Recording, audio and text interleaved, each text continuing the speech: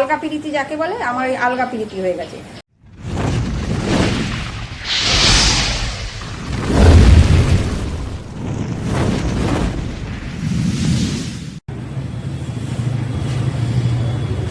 Good morning বন্ধুরা, welcome back to my channel. আশা করি সবাই ভালো আছো, সুস্থ আছো, আনন্দে আছো।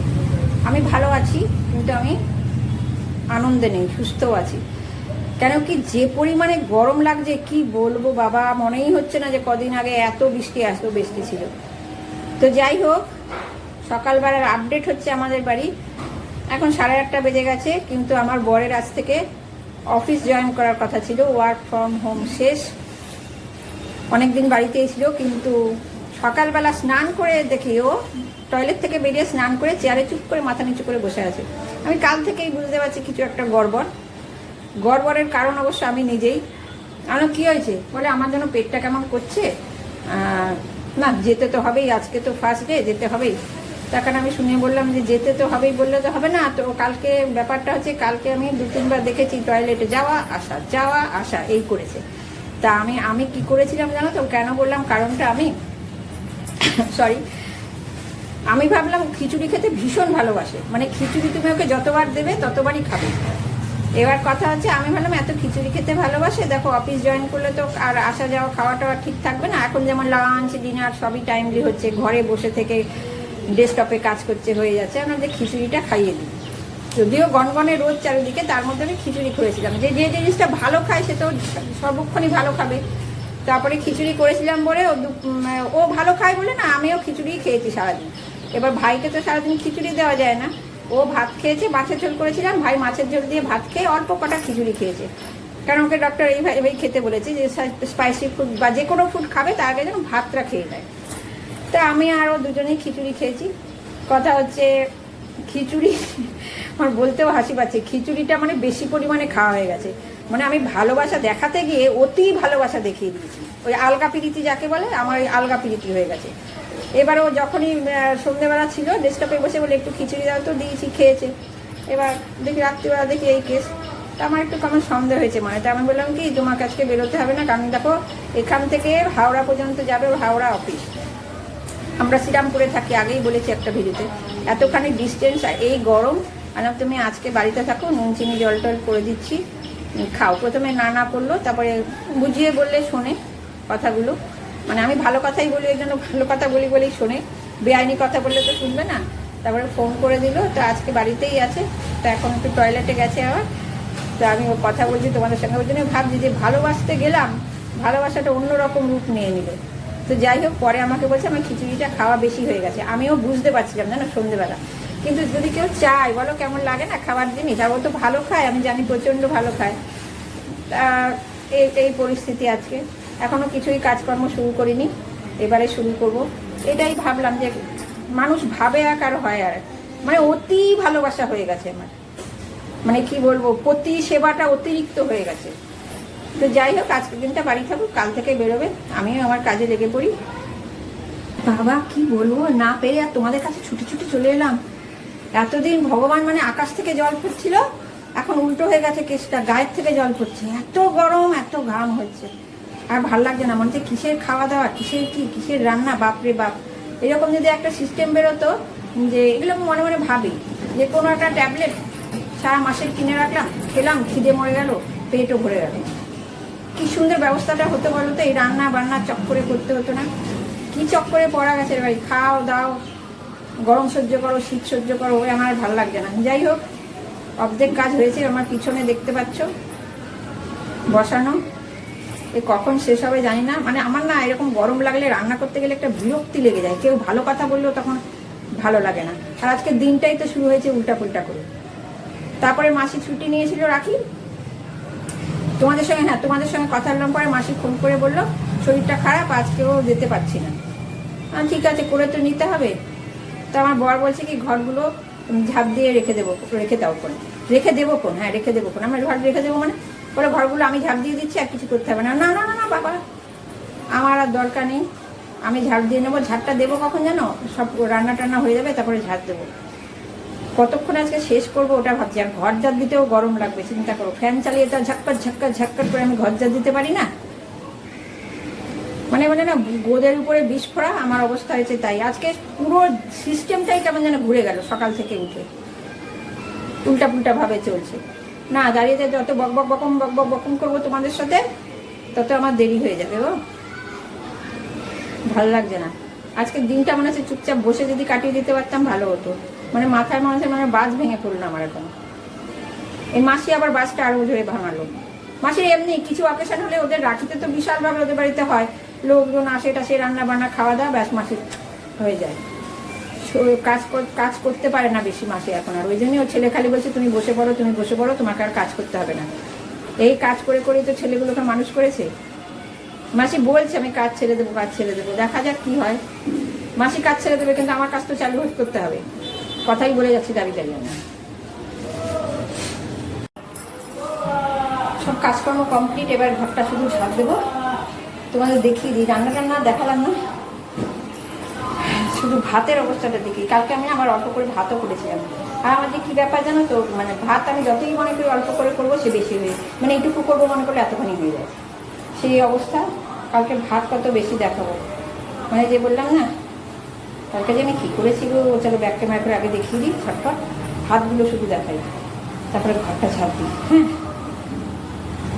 তো দেখো আমার ভাতের অবস্থা দেখো তোমরা, যে এটা আজকের ভাত আর এটা কালকের ভাত। মানে এই ভাতগুলো আমার এতগুলো বেশি কেন জানো, ওই যে আমার আলগা পিরিতির ফল এটা। কালকে খিচুড়ি খাইয়ে আমার বরকে আলগা পিরিতি করেছি না, এটা হচ্ছে তার ফসল আর এটা হচ্ছে আজকের ফসল। এই ভাতগুলো আজকে শেষ করতে হবে। আর এখানে লঙ্কাগুলোকে ঘেমে গেছিলো যেন গরমে ফ্যানের তলায় রেখেছি ওদেরকে। আর আজকে আমি কাউকেই ফুল ফিগারে দেখাতে পারছি না, কেন কি এই যে আমার ভাইয়ের পাগুলো দেখো শুধু, কেন কি আমার ভাই গরমের জন্য খালি গায়ে। আর আমার বরকে দেখাই, কাউকে দেখাতে পারবো না ফুল ফিগারে বলে দিলাম। আমার বর এই যে সবারই পাগুলো দেখো আজকে, কারণ আমার ভাই হচ্ছে গরমের জন্য, আমার বরের হচ্ছে ব্যাপার হচ্ছে অফিস যেতে পারেনি, সেই দুঃখে খালি গায়ে বসে আছে এখানে। আর দেখো রাখিটাকে আমি কি করেছি, কি সুন্দর লাগছে না, এটা একটা ইউনিক ডিজাইন রাখিটাকে না আমার, দেখো এখানে বেঁধে রেখেছি। চলো কাজকর্ম শেষ করতে হবে। আর একদম দেখছো মানে যেমন ছুটি নিয়েছিল না সূর্যি মামা, একবারে ফুল ফর্মে কাজ করছে গো। এখন তাকানো যাচ্ছে না বাইরের দিকে, ওভার টাইম করছে এখন। তো আজকের মতন আমার যুদ্ধ শেষ, মানে যুদ্ধ জয় করে ফেলেছি। যুদ্ধ জয় করে একবারে স্নান টান করে বেরিয়ে এলাম, জামা কাপড়গুলো মেলে অন্য বাকি কাজকর্মগুলো সারবো। আর রোদে খাকা করছে, তবে একটা জিনিস কি, যে এতখানি সকালে রোদ ছিল এতখানি রোদ নেই। দেখি আজকে আমার গণ্ডগোলের দিনে একটা কথা তোমাদেরকে বলবো, একটা ব্যাপার মনে পড়ছে আমার নিজের ব্যাপারে, এই ঘটনাটা সেটা বলবো যে কি অদ্ভুত পরিস্থিতি আমার, এইরকম কেন আমার সঙ্গে হচ্ছে আমি এটাও বুঝতে পারছি না।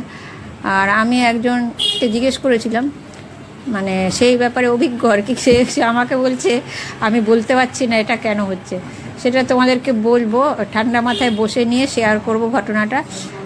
আশা করি বিকেলের দিকে করতে পারবো, এখন আমার কাজ তো কমপ্লিট হলো না। আর দেখো জামা কাপড়গুলো মেলতে মেলতে ঘেমে যাচ্ছে, এতখানি গরম লাগছে। চান করলাম কিন্তু মনেই হচ্ছে না আমি চান করেছি। আজকে স্নান করে বেরোতে বেরোতে এখন কটা বাজে না, 12টা 40। এতবেলা আমার কখনো হয় না। ঘরটা ঝাড় দিলাম, প্রচণ্ড গরম লাগছে, তবে না চান করে বেরিয়ে দেখি মেঘ মেঘ হয়ে গেছে। জানি না বৃষ্টি একটু হবে নাকি, এবার একটু বৃষ্টির দরকার গো, যা অবস্থা না। মানে আমারটা আজকে গোলমেলের দিন চলছে, তো গোলমেলের দিনে যদি বৃষ্টিটা আরম্ভ হয় খুব ভালো, আর পারা যাচ্ছে না এত গরমে। প্রচুর বেলা হয়ে গেল আজকে, নিজের হাতে কাজ করলাম তখন হাঁপিয়েও গেছিলাম। আমার ভিতরে মনে ছিল কতক্ষণে স্নান করবো এই অবস্থা। এখনই সিরামটা মুখে দিয়ে চুলটা ঝেড়ে সিঁদুরটা পরে পুজো দেবো, দিয়ে খাওয়া দাওয়ার ব্যবস্থা করি। বিশাল বিশাল গরম লাগছে, কথা বলতে ভালো লাগছে না। আমার অত বকবক করতে ভালো লাগে, আমার একটু গরমে এখন আর বকবক করতে ভালো লাগছে না। লাঞ্চটা করে নিয়ে দিবানিদ্রাটা দিয়ে নেবো একটুখানি, তারপরে দেখি কি করতে পারি না পারি না। আজকে আমার একটা ট্রেনে ঘুম দিতে হবে, বিশাল খাটুনি হয়ে গেছে গো আমার। ঘুমিয়ে টুমিয়ে উঠলাম, ঘুমিয়ে টুমিয়ে উঠে মনে হচ্ছে ফুলে গেছি আমি, ফোলা ফোলা লাগছে। যাই হোক খুব ঘুমিয়েছি, উঠে একটু রাস্তা দেখছি বসে বসে, নিয়ে চাটা করবো। বড়মশাই এখনো ওঠেনি ঘুম থেকে, ভালো লাগছে না, এত ঘুমিয়েছি না, আমার যেন একটা কীরকম লাগছে এখন। যেমনি পেট ভরে পরিশ্রম করেছি, পেট ভরে ঘুমিয়ে নিলাম, সবই আজকে পেট ভরে, পরিশ্রমও পেট ভরে, ঘুমও পেট ভরে, মানে এত ঘুম আমি ঘুমাই না, মনে হচ্ছে রাত্রিবেলা ঘুমাচ্ছি, এরকম অবস্থা। সবই একটা অন্যরকম। হ্যাঁ, যে কথাটা স্নান করে বলবো বলছিলাম তোমাদেরকে, দেখো আমার কেমন অবস্থা, মানে অনেকে শুনি ইমিটেশন পরে কান পাকে, তাই তো, আর আমার সোনা পরে কান পাকছে কেন কি জানো তো, যে আমার এই উপরের এইটা দেখতে পাচ্ছ, এইটা সোনার, এইটা কিন্তু ইমিটেশন, এইটা সোনার উপর ফুটোরটা, আর এটা ইমিটেশন। এবার ঘটনাটা হচ্ছে, এটা এখানে যেই সোনার পড়ছে না, তাহলে একদম কানের পেছন দিয়ে জল বেরিয়ে যাচ্ছে, মানে 2 ঘন্টা রাখতে পারছি না। কিন্তু উপর কানেরটা যে সোনার পড়ে আছে, এটা কিন্তু কিছুই হচ্ছে না, দিব্যি আছে বছরের পর বছর।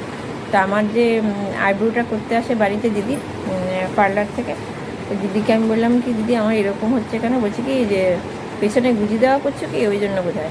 আমি না ঘুমে তাকাতে পারছি না, ওই জন্য বোঝায়। আমি তাহলে আমার উপর কানেরটা কী করে ঠিক থাকছে? সব শুনে বলছে অদ্ভুত কেস, আমি বলতে পারছি না কেন। এখন আমি না এই যে এটা পরে আছি, এটা কিন্তু আমার ইমিটেশন, এই যে সুতো না কি বলে, এই লাইটটার জন্য দেখা যাচ্ছে না, কী বলে এই জিনিসটা, কিছুই হচ্ছে না। ইমিটেশন যদি পিছনে গুঁজে দেওয়া করছি, তাও এই ফুটোটাতে কিছু হচ্ছে না, কি সমস্যা? মানে সমস্তই মনে হচ্ছে আমাকে দিদি বলছে অদ্ভুত ব্যাপার, আমি এরকম কোথাও শুনিনি। ওই জন্যই বললাম একটা অদ্ভুত কাণ্ড আমার সঙ্গে ঘটছে, কী করবো বুঝতে পারছি না। একটা যে সেফটি পিন কানের না কি বলে না, এমনি করে ঢুকিয়ে দেয়, ভাবছি একটা সেইটা বানিয়ে নেবো, এখন না, পুজোর পরে, পুজো যাক তারপরে। বসে আছি, মানুষের চা না খেলে ঘুম ছাড়বে না আমার আজকে, কারণ একটা মাতাল লাগছে আমার। যাই বড়মশাইকে ডাকি, ভাই উঠে পড়েছে, বড়মশাইকে ডেকে চা করে চাটা খাই। না গো, আজকে আমি কোনো এনার্জি পাচ্ছি না, মানে কী বলবো, নিজেকে এমন অদ্ভুত লাগছে। সোনা সহ্য হচ্ছে না, ইমিটেশন সহ্য হচ্ছে। ওই যে একটা কথা বলে না, কুকুরের পেটে ঘিস হয় না, আমার অবস্থা হয়ে গেছে ওরকম। আজকে ভিডিওটা আমি এখানেই শেষ করছি। হ্যাঁ, ভিডিওটা আর বড় করবো না, দেখা হবে একটা নেক্সট ভিডিওতে। ততক্ষণ পর্যন্ত তোমরা সবাই ভালো থেকো, সুস্থ থেকো, আনন্দ থেকো। Ta-ta, bye. আজকে ভিডিওটা ছোট হয়ে গেল, আসছি, হ্যাঁ, বাই, পরে দেখা হবে আবার।